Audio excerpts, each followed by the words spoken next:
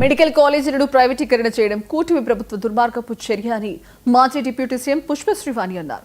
పార్వతీపురం మన్యం జిల్లా కురుపాంలో వైసీపీ నేతలు ర్యాలీ నిర్వహించారు.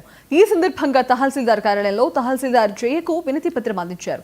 జగన్ హయాంలో 17 మెడికల్ కళాశాలలు మంజూరయ్యాయని, అందులో 10 కాలేజీలు పూర్తి స్థాయిలో అందుబాటులోకి వచ్చాయన్నారు. పేద విద్యార్థులకు, ప్రజలకు ఉచిత వైద్యం అందించాల్సిన ప్రభుత్వం కళాశాలలను ప్రైవేటీకరణ చేయడం అన్యాయమని పేర్కొన్నారు. కూటమి ప్రభుత్వం ప్రజల సంక్షేమాన్ని విస్మరించిందని శ్రీవాణి మండిపడ్డారు.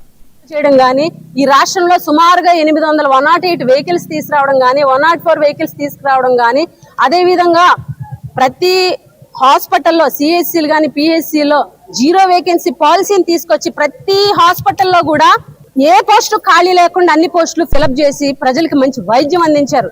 ఈవెన్ దో గార్డ్స్ దగ్గర నుంచి, అంటే సెక్యూరిటీ గార్డ్స్ దగ్గర నుంచి, అదే విధంగా ఎవరైతే దర్జీలు ఉంటారు కదా, ఎవరైతే ధోబీ ఉంటారు కదా, ధోబీతో కలిపి, అదే విధంగా సెక్యూరిటీ గార్డ్ తో కలిపి అక్కడ ఉన్న హాస్పిటల్లో ప్రతి ఒక్క చిన్నది ఎంఎన్ఓలు, ఎఫ్ఎన్ఓలు, స్పెషలిస్టులు అందరినీ కూడా అన్ని రిక్రూట్మెంట్స్ కంప్లీట్ చేసి స్పెషలిస్ట్ డాక్టర్లను ఇచ్చి ప్రతి హాస్పిటల్లో 0 వేకెన్సీ అనే సర్వీస్ తీసుకొచ్చి జగన్మోహన్ రెడ్డి గారు ఎంతో మంచి మెరుగైన వైద్యం, ఉచిత వైద్యం ప్రజలకి ఇవ్వడం జరిగింది. జగన్మోహన్ రెడ్డి గారు గత 5